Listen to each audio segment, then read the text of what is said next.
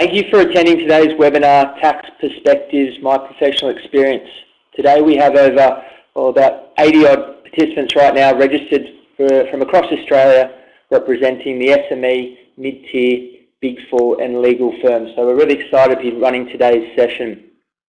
My name is Guy Burrows. I'm the Business Development Manager from the Tax Institute and I'll be facilitating this session. Today's webinar has been designed to highlight what it will take for you to be successful working in an accounting and more specifically a tax-related role, no matter if you're just starting out your career or been working for a number of years and looking to progress up the ranks at your firm. Our speakers today have been asked to share their experience and insights with you so that you can walk away with some real-life examples of what you can be doing now to make a big difference in your future. I would now like to briefly introduce our three speakers, Nicole David, James Collicott and Stephen Holmes. Nicole is the manager at Madden Accountants. Nicole is qualified as a chartered accountant, a chartered tax advisor. She has over 20 years worth of tax experience working in Australia and New Zealand. James is a senior manager at DFK Crosby. James is qualified as a chartered accountant and chartered tax advisor in both the UK and Australia and has over 25 years of experience with diverse accounting and professional services firms.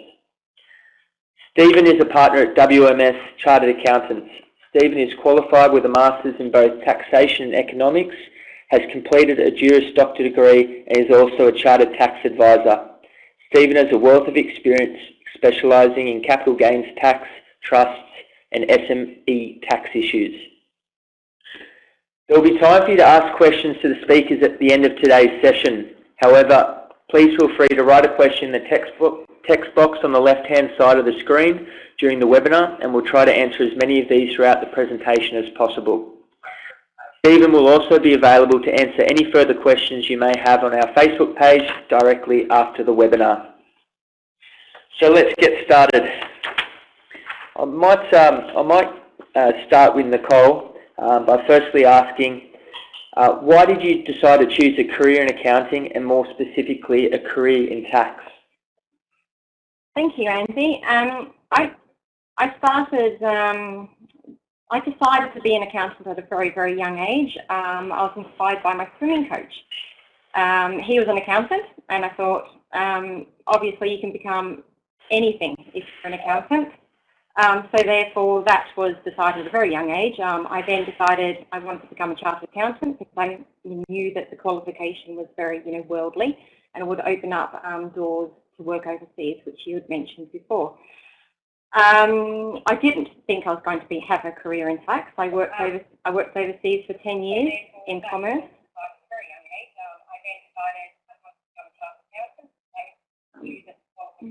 Sorry, it sounds like a bit of an audio issue. Yeah. Yep, all right. Sorry, if you can continue. Yeah, okay, sorry. So I worked overseas, and then when I came back to Australia, I thought I wanted to go back into commerce. Oh no, into public practice. Sorry, it's just I hear myself speaking. Yeah. That's right. We might hold up on that, Nicole, and we might move on to James and get your audio sorted in the meantime. James, I guess a similar question to Nicole. Could you run through how you began your career working in accounting and then moving into tax? Yeah, if I can remember that far back, I will. Using the telephone because the audio always seems to go wrong on the computer. Anyway, I remember when I was quite young, actually, my alternative career was actually to be a pilot, but my eyesight wasn't good enough. So, what's as near as a pilot as an exciting career? I thought accountancy, that's for me. And my mother had also said she'd never seen a poor accountant, so that was the gestation of it. But joking aside, I did do quite a lot of investigation to it in my later years at school, and it seemed if you wanted to get on in business, it was really a fundamental career would be to be an accountant. So I didn't actually go to university. In those days, you could go full-time to do a graduate diploma, and I did mine at the City of London Polytechnic, which I think is part of London University now, and it was a top business school at that time. So I did 1 year full-time there, and then I went straight in and did my training contract at a medium-sized firm in central London. I think they had about 5 or 6 offices. And I was mainly in audit. In those days, all companies required an audit, so I was out on the road a hell of a lot, which I enjoyed, getting out, meeting diverse clients, being out of the office more than in, to be honest. And as I got to qualification, I didn't think I wanted to really be an auditor. There's nothing against audit, but I found that the tax experience I'd had at that time was much more interesting to me. So I then investigated that, and the next route was the Chartered Tax Advisor exams, which that's a sister organisation of the Tax Institute in the United Kingdom. And to be a tax advisor in the United Kingdom at a high level, you've got to do those exams, and I'd say that's the same in Australia. So I then moved to quite a much bigger firm, quite a niche firm with high net worth individuals, and eventually progressed to become a manager there. I think I was 26, something like that. So yeah, I think my career wasn't accidental. I think I did plan to get where I needed to get to, and I think that's important. Great, thanks, James. We might move on to Stephen now. Stephen, could you provide us with an insight into what an average day at work looks like for you now as a partner, and how does this compare to when you first started your career? Yeah, sure. Good afternoon, everybody. You may not have picked up, I'm a partner in a firm on the Gold Coast. My clients are SME businesses and individual, hopefully high net wealth individuals. I suppose I did look at this when I was asked this question a week ago to think about this, and I just jotted down what I've got up to the last week. And it's fair to say there's no such thing as a typical day at a partner level. Different things pop up. You can't necessarily plan them. I would have spent 25% of my week in the last week finishing and dealing with compliance issues, year-end tax returns, financial statements, meeting with clients to go through their year-end positions. And the other 75%, which surprised me, was so high, just doing consulting work, helping clients. I've got a couple of clients buying businesses, a couple of clients selling businesses. One's going through a fairly ugly divorce, which is sort of taking up a bit of my time. And one of the best parts of my practice is actually helping other accountants in tax matters. So 70 or 3/4 of my day, of my week, the last week has been spent doing consulting activities, which of course is the reverse of when you start out. I remember when I started out, and I started as an accountant when I was still 17, and I've been doing it ever since. Absolutely love it as a job and as a career, but early on your days are fairly similar. Oh, that was my experience at least, and if you let the boredom get to you, probably could get on top of you, but I always took a view that you do the same thing over and over. It's a good base for your future career. So it's fair to say that the more senior you get, the more varied your days become, till you get to a partner level where you wish you had some regularity. You actually look for some predictability, and it rarely happens.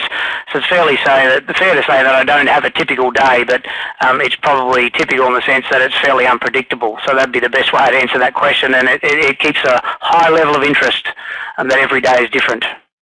Great, thanks, Stephen. I might open this question up to all the 3 speakers, and it's about, I guess, the competition for roles and progression within the firm. So what would you recommend to our participants, either starting their careers or already in the profession, to do to stand out from the crowd? Stephen, I might start with you, and then Nicole and James, if you'd like to answer that question as well. Yeah, sure. Look, this is a very common question I'm asked to answer, or when I talk to my staff. Back in my day, it was a fairly straightforward path. You did the CA, and then you basically went on about your career. Now, you really need further study, further specialisation.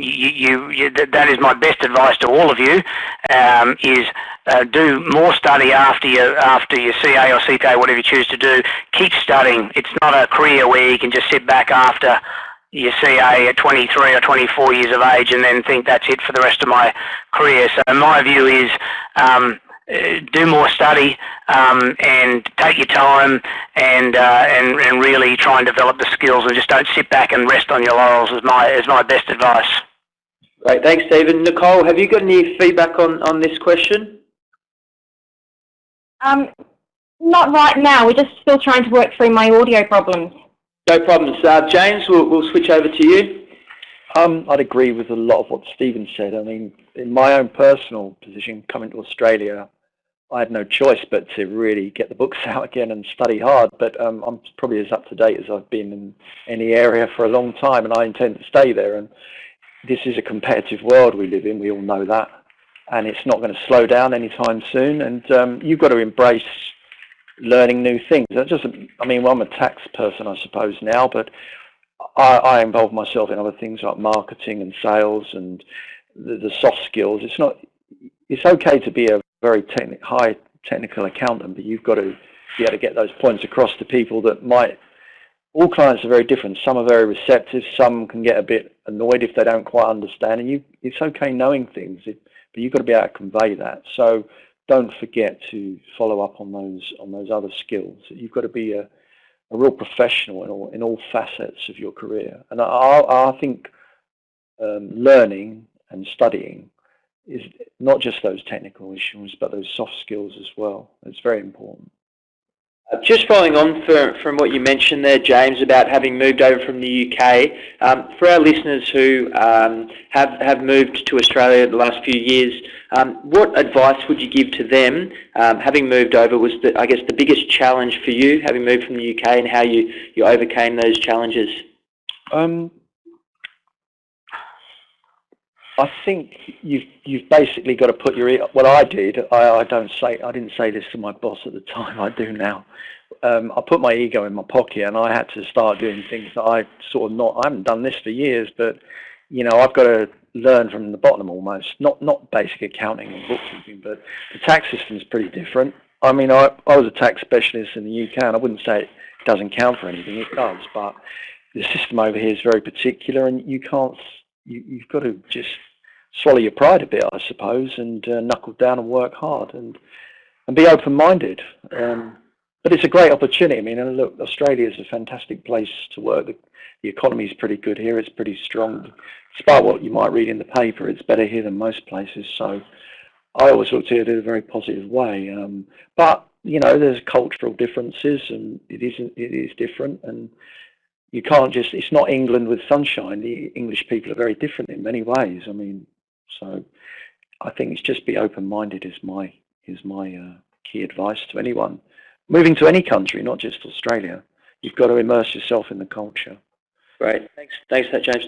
I might also ask you about the promotions you've had throughout your career. I can see you've had a number of promotions, and I guess have you got any secrets on the steps you took to receive your first promotion, and from that moment, how you've continued to climb the corporate ladder?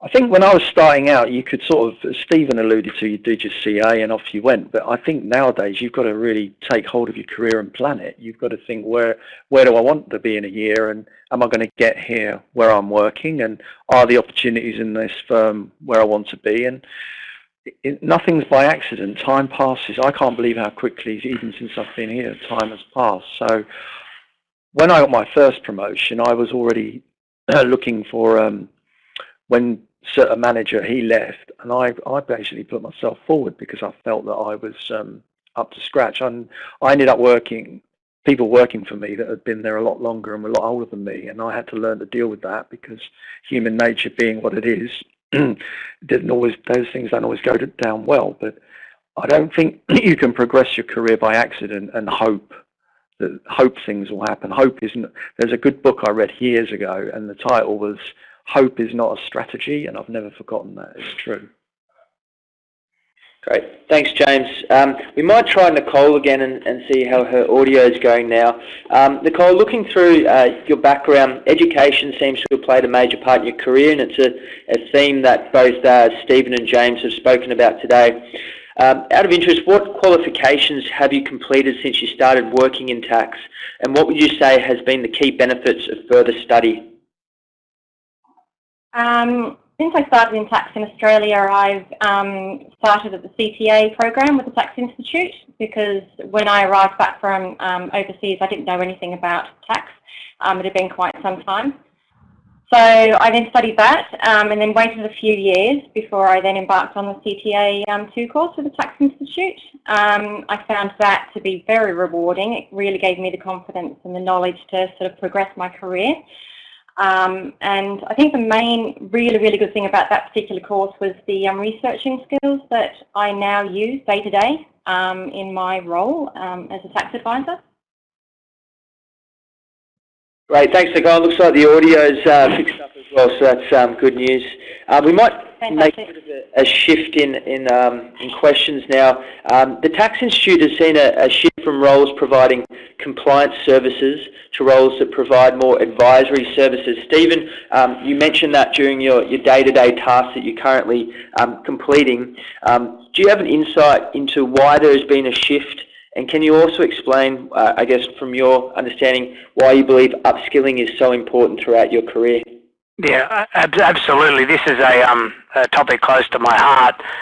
Compliance work is increasingly becoming commoditised, and it's basically like a sausage factory, without meaning that term in any derogatory fashion, but it's becoming perfunctory, where it just gets done, and it gets done at the lowest cost it can get done at.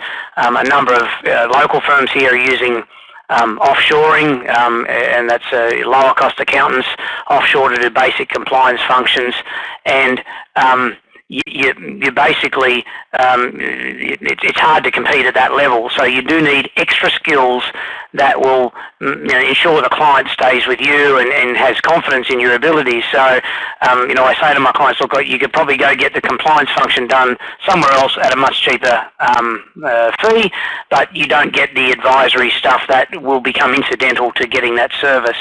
So I've been very fortunate that script has worked really well. Clients stay with me not because I'm the cheapest, because that's not the case. They stay with the extra skills I've got and my team have got through upskilling and expanding our knowledge. And what it means is that you're less reliant on compliance. As I mentioned, 1/4 of my week is dealt with compliance, 75% was advisory. And at the end of the day, if you're going to just rely on compliance, you've also got the government trying to make less and less people do compliance to tax returns and things. So we're getting attacked from a few different levels, and you need to upskill so you can provide some value-added advisory services. And thankfully, my career progression has been in the tax area, and so therefore I can give the advisory skills that come from tax, but it could be business improvement or whatever you want to do for clients. But I think the days of just ticking and doing a tax return and some financial statements by itself are under threat because of the commoditisation generally of that service. So I'd say it really is important to upskill and continue your education process so you can provide that advisory services as time progresses. Thanks, Stephen. So on that point, there's been a couple of questions from the participants about what further study they should look at doing after they've finished their undergraduate qualification. Considering this movement into more advisory tasks, what would you advise them to do in terms of further study? Sure, no, fine question. So I did a Master of Tax, and only because the CTA program wasn't around. The program, and I am biased, I'm going to do a lot of work for the Tax Institute. I'm heavily involved in the CTA program. I think it's exceptional. So as a firm here, we used to encourage our young guys in tax to maybe look at the Masters of Tax. Now we're encouraging them to do the CTA program through the Tax Institute.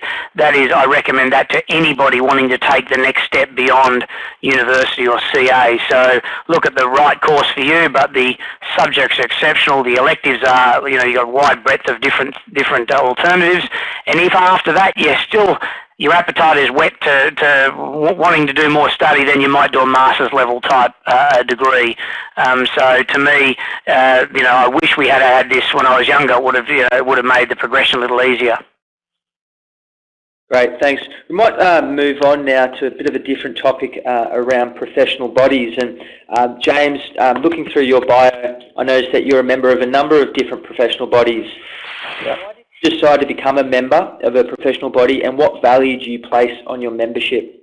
I think if you're going to be taken seriously in the profession, or any profession, you've got to have professional qualifications, and they are a step up from a degree. I mean, degree's tough, But I think if you get the CA or if you do the Chartered Tax Advisor program, as Stephen has talked about, which I've done twice now in different countries, I mean, there's the technical level you need to reach is very high, and that stands you in good stead. And employers, they know that. They're always going to look at, these are not qualifications that are regarded otherwise than very, very highly. So I think the bottom line is you'll probably get more money if you're suitably qualified. But also, if you really want to demonstrate that you are a professional, you've got to be a member of a professional body. But also, once you are a member, then you can involve yourself and develop even more skills. And Stephen, who I met through the Tax Institute, is very heavily involved, and I'm becoming more and more involved in Tax Institute activities, including this webinar, and I also trial sit exams for the CTA program and various other things, and they're invaluable. So, and I wouldn't have any of those, I suspect, if I wasn't a member of the professional body. Great, thanks, James. Might move on to a question for Nicole now, and we're interested to hear about networking and the importance of networking in developing your career. And I suspect both James and Stephen will have some thoughts on this as well. But to begin with, Nicole, how has networking helped you in your career, and what networking opportunities have you found to be the most effective? Myself and some colleagues from a firm I used to work with established a tax discussion group. It started off just being predominantly employees from that particular firm, but we've now invited a lot of accountants from around the broad, you know, suburban area of Melbourne to attend, and so we meet up on a monthly basis and we discuss all sorts of technical cases and the like. And so I think that particular networking of, you know, other people from other firms to discuss, you know, recent, you know, practice issues that we incur on a you know, on a day-to-day basis is quite invaluable to myself. I also think internal training within your actual firm is a good networking opportunity, in that you don't necessarily work with every single person in your firm on a day-to-day basis. And so if you actually put your hands up and do some internal training within your firm, other people will see what you're capable of doing. And therefore, you know, if opportunities arise within, you know, your firm, you might be considered for it. And also CPD events. I have a little story to tell about CPD. I went to an all-day sort of superannuation masterclass event, and during the break I got chatting with this lady, and we were just talking about the content and some issues we had, and then we just sort of started chatting, and we exchanged cards, and then that's all I heard from her for a while. And then a couple of months later, she called me up and said, "Are you looking for a position? Would you like to join my firm?" And so at that particular time, I actually was looking for a new role. And so I met up with her, and little did I know that that little meeting I was having, an informal meeting, would lead to the current role that I'm with at the moment with Madden's. Well, that's a great story to hear. Yeah, so I think it's, you know, getting yourself out to just, you know, even on breakfast clubs, you know, small events, just get up there and talk to some people, and, you know, be confident, and you never know where that little lead might lead you. I might ask Stephen the same question. What does networking mean for you, Stephen? Yeah, no, that's a good question. Look, I'm in the networking in the traditional sense, going to events, and there's a lot of them, and going drinking and talking small talk. I'm not very good at that. I don't pretend to be. I'll go at the bare minimum. My networking is the best advice I was given by my partner when I was very young. He said, "Look, you know, you obviously, you know, you can go to those events, and that's great, but you know, your edge is technical ability and being able to communicate on complicated issues. You need to just grab every opportunity to speak." So whenever an opportunity came up, still today, to speak on a topic, I speak, and no matter what the audience is, because generally the minute you speak on a topic, you're regarded as an expert, and hopefully you are an expert, because you wouldn't be speaking on that topic. But my personal view, like Nicole mentioned, is it's marketing yourself to your peers within the firm, speaking at internal staff training, just grabbing every opportunity to get up and be regarded as an expert, and that is basically my sole networking task. That's what I do these days. I speak a lot, and that gets me really a lot of work and a lot of good contacts. So that suits me. Everyone's different. Some people love going to cocktail parties and things. I'm not comfortable. I don't think I've ever won a client at a cocktail party, but I probably won more clients speaking at conferences than I could count. So to me, that works for me. It's just whatever works for you. Thanks, Stephen. How about you, James? Have you got any success stories about any networking events that you've attended? More in the UK than here, really. But I agree with what Stephen was saying. You can go to all of these events and have a drink or whatever, and I do that. But I think the speaking is very important. I mean, I'm doing a bit more of that now, and I'm starting to.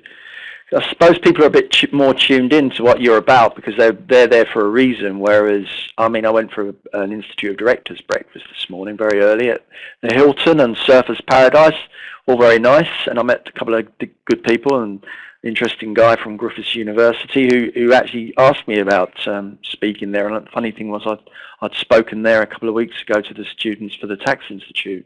So I would say would follow what Stephen's saying, really. Maybe that means I'm a boring accountant, I don't know.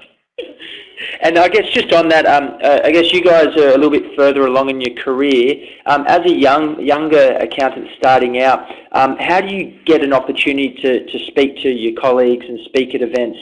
Are those opportunities available to you? Yep, my first one was internal staff training in my firm in Sydney. It was just a weekly training. I just spoke for 10 minutes in front of the firm.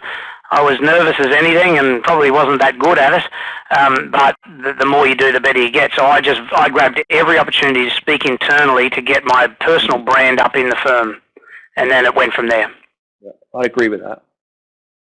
Yeah, similar thing with myself. I worked at a decent sized firm for a while, and we had a special, all the graduates had either cases to talk about or superannuation to talk about, and everyone would have to talk about something as an internal staff training session that happened every month. So it just develops your public speaking skills. It's very important. Great, thanks everyone. Just as a reminder, if you do have any questions on any of these topics that we're talking about, please pop them in the box on the left-hand side, and we'll try to get to them throughout the session today. Just moving on, I'm interested to know from all our speakers, anything further to add about what you would say are some of the challenges that keep you awake at night? We might begin with Stephen on this question. Yeah, the slide sums it up for me. You know, we're all human, and some of the areas we advise on are not clear, and you just need to make certain you cover all the bases. And what my personal experience is, I tend to go closer to getting it wrong when I'm under pressure. And you don't have a chance to sit back and, like the slide mentions, have a look at the final draft before you send it off. I generally do some of my best thinking at 3 o'clock in the morning when I can't get back to sleep, and normally that saves me from making a mistake. I get to come in and revise my opinion. So to me, it's just making certain your advice is spot on, and what would a reasonable person with your skills be giving, and ensuring you cover all your bases, and that's an acquired skill. So I don't get kept awake at night a lot, but I say to my clients, whatever we're doing has got to pass my 3 a.m. test, and that is if I wake up thinking about it 3 a.m., it's not right. That's my version of my smell test, I guess. Thanks, Stephen. Nicole, how about for you? Is there anything that I guess what are some of the key challenges that keep you awake at night? Well, I would have to say it's the same thing. Fortunately, I generally sleep through the night, but I do like to sleep on an issue. So, like, I would never necessarily complete, a large sort of project in a day. I'd like to sleep on it. And sometimes just commuting to and from work, I sort of just come up with, oh, what about that? And as I said, your network, and if you do have any concerns, you can just pass it over to someone. And see if they think, yeah, that sounds fine. It's very important to have that network to make sure that your decision and your thought process is, covering all the bases. Great, thanks. And how about for you, James? Are there any issues that keep you awake at night? Other than my football team winning. Yeah, I joking aside, I think the more you get into taxation, for example, the more you realise what you don't know, or that there are areas where this could be a problem, and then you've really got to go into it. There's just no shortcut. So once you become proficient, it's when it starts opening the gate to all of the different areas that, for example, if you've got a property transaction, it could be GST and property tax and stamp duty, and then the distributions in the trust and all these different things, and valuations and rollovers. But you only know that once you've got some depth of understanding. So again, we alluded earlier to the fact, and Stephen has constantly, that you have to constantly update your knowledge. You can't dwell, you can't rest on your laurels. So I think as long as I do my best to do that, I don't really worry about it too much. And I have got access to people that know more than I do in specialist areas, which I think, again, you've got to recognise when you don't know. Don't go ploughing into something when it's not your field of expertise. You've got to recognise that maybe you need to get some help on this, and don't be frightened to get it. Great, thanks everyone for those answers. Move on to a question for Stephen now. As an employer of recently qualified grads, having seen the progression of your staff through the firm, what do you see as the major challenges facing new entrants to the accounting and tax industry? Yeah, that's a really good question. Yeah, look, and I sound like a broken record, but you need to stand out, to choose an area that you say to yourself, I'm going to know that area really, really well. It might be a very narrow area, but become an expert, become indispensable. And for me, whilst I was a little, when GST came in, I was sort of, I'd been in the profession for 12 or 13 years. I took the view at my firm with a few older partners who didn't really have the energy to get on top of GST. I just grabbed it with both hands and become an expert. In 2000, when we had all the issues about bringing GST in, I just took an opportunity, but that still exists now. If you come across an issue at work and you get through to the bottom of it, make certain everyone knows that you've got some expertise, and build on that. Don't shy away from letting everyone know, because as accountants generally we prefer to hide our light under a bushel, but you should try and advance your personal brand, even to your colleagues and your peers. And I say to my staff, and this again a broken record, if the only way you're going to get noticed by other partners in the firm is present staff training or jump on a committee to take ownership of an issue. So it's really standing out from the rest. Not that everyone's sort of a big herd. It's just making sure everyone goes, wow, that John, he knows something about X. And the other thing I see is basically if you're good with clients, so there's a couple you can be very good technically but terrible with clients, or you can be good with clients and terrible technically. If you could get both skills merged and you're a personable person and clients love you, they're my best staff. My best staff are where the client just love them and they've got technical skill to know what they don't know, or be very good at what they do know. So to me, you get your people skills, the soft skills like James said, get your technical skills honed, and make a name for yourself in your firm without being arrogant about it. Just become an expert in something as narrow as some very narrow area. Just become an expert, and people will notice you. Great, thanks for that feedback. And I guess just keeping with this theme, you talked a lot about once you start working how to sort of progress and keep moving up the ranks in the firm. But what about recent graduates who are looking for that first role? And I guess you must have seen lots of CVs come over your desk. How do you stand out from the crowd in terms of trying to find that first job?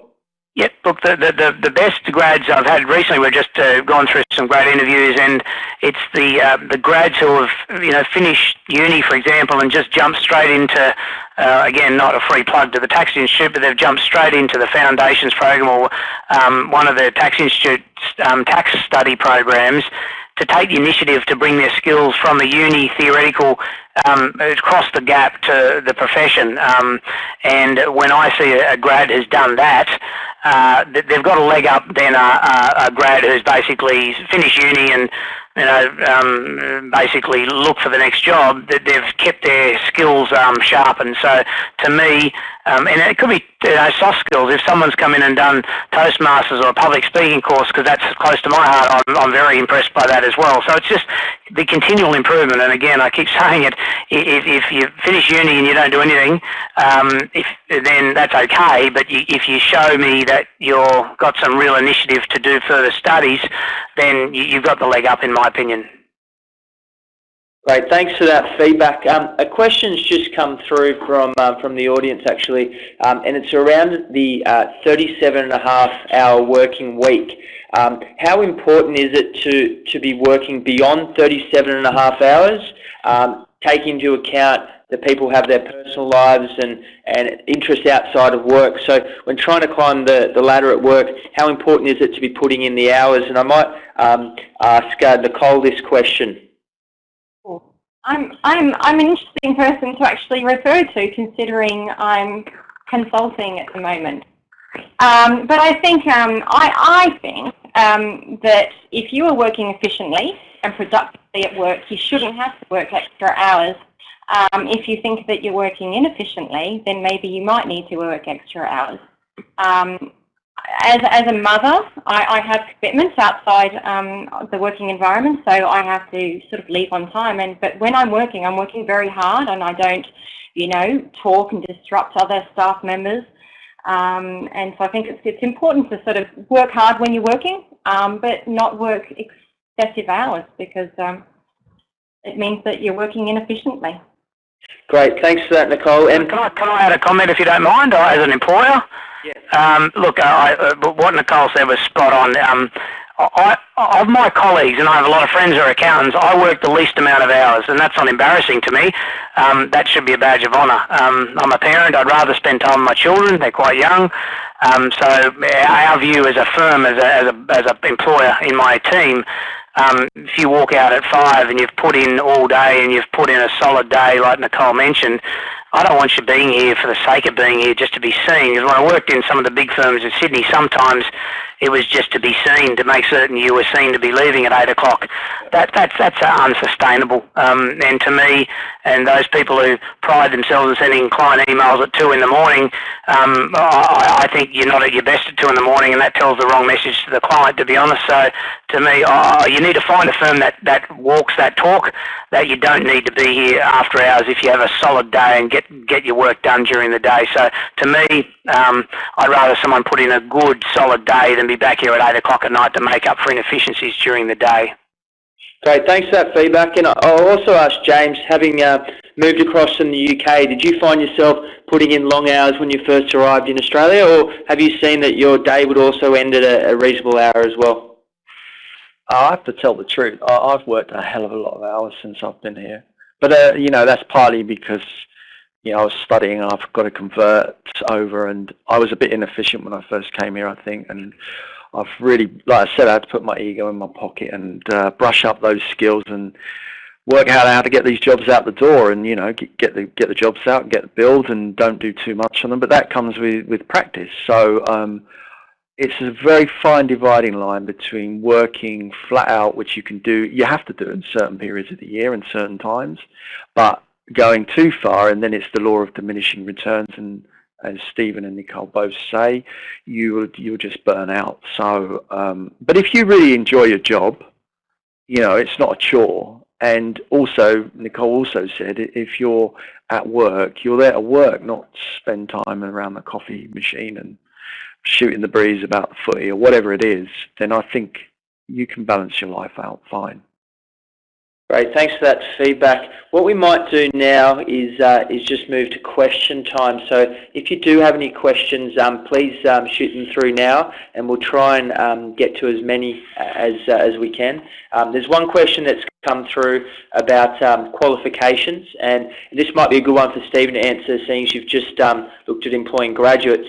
The question is, do employers only look at graduates with an accounting degree or an accounting major for a job in the tax profession? Look, generally, yes. Obviously, the big firms, their tax divisions focus on those with law degrees. But at the SME level, the space I play in, is you'd need a basic accounting degree or a major in accounting, or even a minor if you've got some strong skills. So you need that base to get you started. Yes is the answer, the simple answer. But some, I have employed lawyers who've done a law degree with some accounting, but that's more for the tax side, direct, sort of really heavy duty tax rather than accounting. Right, and a question I might also ask you as well is a question that's just come through. In the past, there's been a major trend for employers to put their graduates through the CA program. As a major employer, do you still believe the CA program is the best equipped for graduates in the tax profession? I'm biased because I'm a CA. I'm a fellow there. Yes, I think as the best course, and I'm not disparaging the CPA, is you should do the CA if you're going to stay in the profession, and then either before you qualify, do some tax institute courses before or after, depending on your timing, to get your tax skills up. Because the CA has it's a good tax program, but not as in depth as the tax institute CTA program. So if I was doing my career again, I'd do the CA, and then I'd rip straight into the CTAs and go all the way through to the advisory module, which is CTA 3. Right, and Nicole, having completed the CA program yourself, what are your thoughts on this? Well, I actually went straight to commerce, having done the CA course. But just a quick little point about what Stephen just said. I think you can actually choose, if you went into the CA program, you can choose an exemption for the taxation module and actually do the Tax Institute's CTA module. So that's an option rather than having to do tax twice. And then about myself and CA, I mean, as I couldn't mention before because the audio went down, being a CA, it was always going to be a CA. Like, I didn't, for whatever reason, CPA wasn't going to be an option for me. I just wanted to actually do whatever was the hardest, and that was deemed to be the hardest. But I mean, if you want to get into tax, then you've just got to do, courses that, for instance, the Tax Institute do run. And another little thing that I just want to mention, someone mentioned before that, the Big Four, they focus on sort of more lawyers, corporate lawyers, in their departments, the tax specialist departments. The Tax Institute's course in commercial law, I'm sort of starting that at the moment, and I have found that it has been very, very valuable in my role as a tax advisor, just to get that sort of legal experience behind me. So that's another option for people, to progress their tax advisory skills. Great. There's a question that's come through from Enya about teamwork, and I might ask this one for James. How important do you see teamwork being when working in a tax team, or alternatively in the accounting profession? It's very important. Can't do everything myself, and it's not efficient for me here to do everything myself, and that's one of the skills we were talking about earlier. You've got to learn how to manage people and delegate tasks to people effectively, and delegating really doesn't mean abdicating and giving.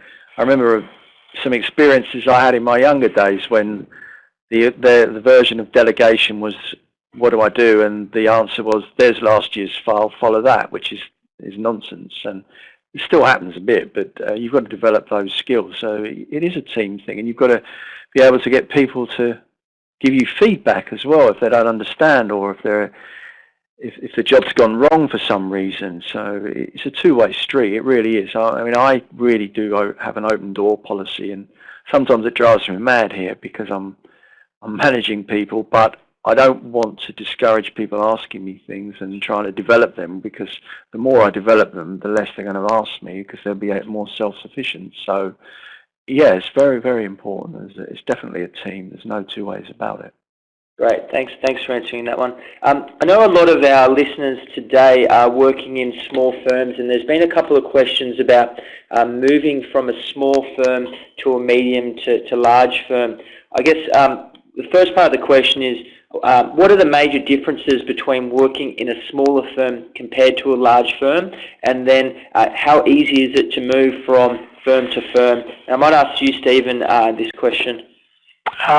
Look, my personal experience is if you want a big firm experience, and I've had that, I've worked for one of the Big Four is you need to do that early in your career. You learn a lot of good stuff, and then you generally move down to medium and smaller firms. The difference in work is it's probably more varied in a smaller firm, is my experience.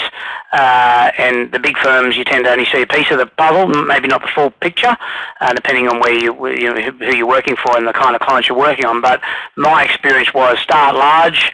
Although I started in regional New South Wales, I started small, but then moved to Sydney and went large, and then worked my way back to now a medium firm. So you tend to do that in that order, is my just personal recommendation. It's rare you go to jump into a big four firm when you're a manager if you've never been a manager in a large firm before. So it's normally from big down to small, but I do recommend getting into a large-ish firm if you can early on in your career. Is it possible to move from a small firm to a large firm, and I guess what are the barriers for doing that? Oh, yeah, it is possible. As I said, I moved from regional New South Wales to a large firm. I did find there was a skill gap, in all honesty, as good as I like to think I was. When I arrived there, I realised very quickly that my skills, perhaps, no disrespect to the firm I was in, I just hadn't been exposed to some of the issues, and I found myself really having to chew hard to catch up. It was an invaluable experience, but you just need to know the world is pretty big, and you go to these big firms and the issues that you face are probably not what you faced before. So it is a challenge, but if you're up for it and you're willing to just knuckle down and learn, and that was probably my biggest, most uncomfortable career moment, is jumping to a big firm, realising that I wasn't perhaps as good as I thought I was, and either sink or swim, and I decided I had to swim like crazy, and that got me into study, and it really launched the rest of my career. So I'm thankful for that, but it was not easy at the time. How about you, James? You've moved to a number of different firms throughout your career. How have you found the ease of switching from firm to firm? It is very different. I work for, I work for the American arm of one of the big four, and I've worked for a big five, and I wouldn't say I enjoyed working there as much as I do in the smaller medium firms, but you do get that invaluable experience and systems and big companies, and you meet some very interesting, some very strange people as well. I think if you can get as much experience across in the early part of your career in big and medium firms, so that you can then really decide what you really want to do, right, without wondering what you might want to do. That's a good move to make. How you go about moving to a bigger firm from a smaller firm, I'm not sure how you do that these days. That's an interesting question. What they're looking for, I suppose. If you can demonstrate you're pretty talented, they'll probably give you a go, but I'm not sure. Great, thanks, James. I might ask you this last question, Nicole. Obviously, you mentioned it a little earlier. Now in a consulting role, what are the benefits for you for being a consulting role compared to actually working in a day-to-day firm? My benefits are that I don't actually work as many hours as I used to. And my employer, I call her my employer still, she gives me all the value-added work, and so she's got a team of accountants, and I then just review all their work and do all of her tax advisory work from overseas at the moment. So it's just worked out to be a very nice sort of year with reduced workload, basically, so I can spend more time with my family while they're still young. Okay, we're just about to run out of time, so I just want to ask each presenter one more question, and that's what one piece of advice do you wish you'd been given when starting your career? If you could go back to 10, 20 years ago, if you could be given that one piece of advice that would make all the difference, what would that have been for you? And we'll start with you, Stephen. No, look, specialise in something. I've said that several times. I was given that advice, maybe not at the beginning of my career, and it was the best piece of advice I could give. So rather than be a GP, become a specialist in something, and that has held me in really good stead. How about you, James? What piece of advice could you share with everyone today? Well, I was actually given it by, I remember years back, which was to get more involved with professional associations, and then I promptly didn't do it. But I do now, and I wish I'd done it a lot earlier because it's helped me enormously. And finding good mentors as well. If you can identify someone that most people are pretty generous, they will take you under their wing and give back in this profession, I've found. And so don't be afraid to approach people. I mean, most people will not knock you back if you ask for help. They'll actually be quite flattered by it. So, you know, don't be afraid of doing that. Great, thanks. And now, Nicole, have you got one piece of advice you could share with the participants today? Well, it's on the slide. I just think that everyone should take every opportunity to learn as much as you possibly can right from the start, because you are never going to know everything. And the sooner you start learning something, the more you'll know. And then the sooner you'll discover that you will never ever know everything. So you just have to continuously learn, continuously read, continuously study to be working in tax. Great, thanks for that valuable feedback. Unfortunately, we're just about to run out of time, so I'd just like to close the proceedings for today. I'd like to thank our three speakers, James, Stephen and Nicole, for providing us with a great insight into the profession. As we hoped that would happen, that you take away some real key insights into how to progress your career. I think the feedback that we've heard today is really going to help you with that. If you have any further questions that we didn't get a chance to ask today, please go to our Facebook page. The link was on the email that I sent through yesterday evening or this morning. Stephen will be available for about the next hour to answer any of the questions you have. So please, if you've got any further questions, jump on the on the Facebook page. Just to close, thanks everyone for attending today. I hope you found some real valuable lessons in the session, and all the best for your careers. Thank you. Have a good day. Thank you. Thank you.